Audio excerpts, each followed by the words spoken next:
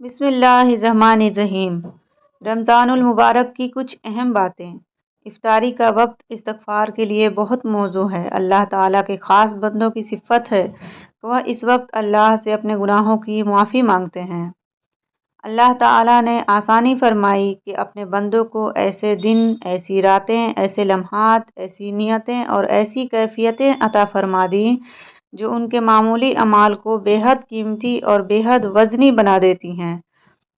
روزہ رکھنے کے لیے طاقت کی نہیں بلکہ نیت کی ضرورت ہوتی ہے۔ اللہ تیرا شکر ہے کہ رمضان کی ایک اور سحری نصیب کی۔ یا اللہ، آج کے روزے کو ہماری بخشش کا ذریعہ بنا دے۔ آپ سب کو رمضان کی ایک اور سحری مبارک ہو۔ اللہ اور انسان کے درمیان رمضان تو عشق بن کے آتا ہے۔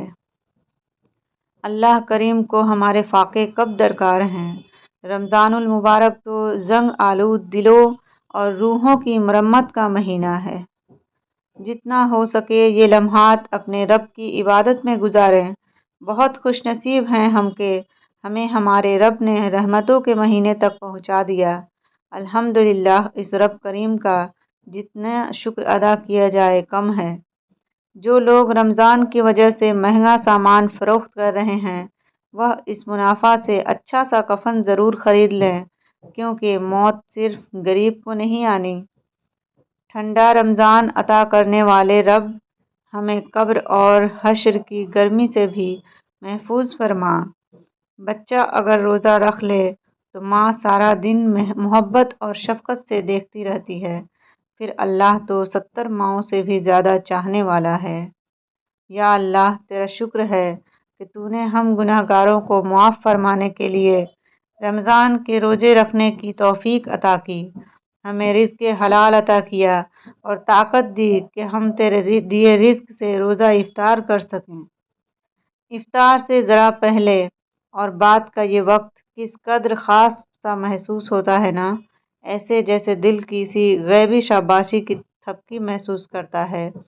الحمدللہ یا رب العالمین۔ اللہ پاک اس مبارک مہینے کے صدقے ہم سب کی بخششیں کرے، آمین یا رب العالمین۔ اے خدا، ہمیں رمضان المبارک کے لیے سلامت رکھ اور رمضان کو ہم سب کے لیے رحمت بنا، آمین۔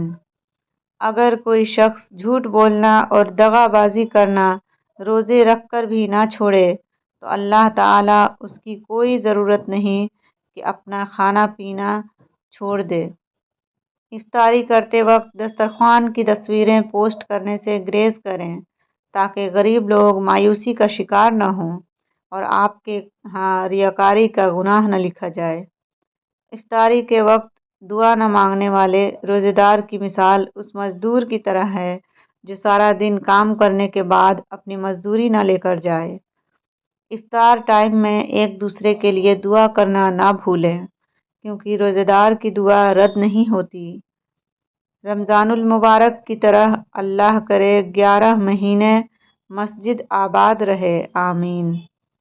اللہ پاک رمضان المبارک کے صدقے تمام مرحومین کی بخشش فرمائے، آمین ثم آمین۔ اے خدا، ہمیں اس رمضان سے آنے والے رمضان تک سلامت رکھنا اور اس رمضان المبارک میں ہمارے تمام گناہوں کو معاف فرما دینا۔ میری دعا ہے اللہ کرے یہ رمضان آپ کے لیے تمام زندگی کی خوشیاں لے کر آئے، آمین۔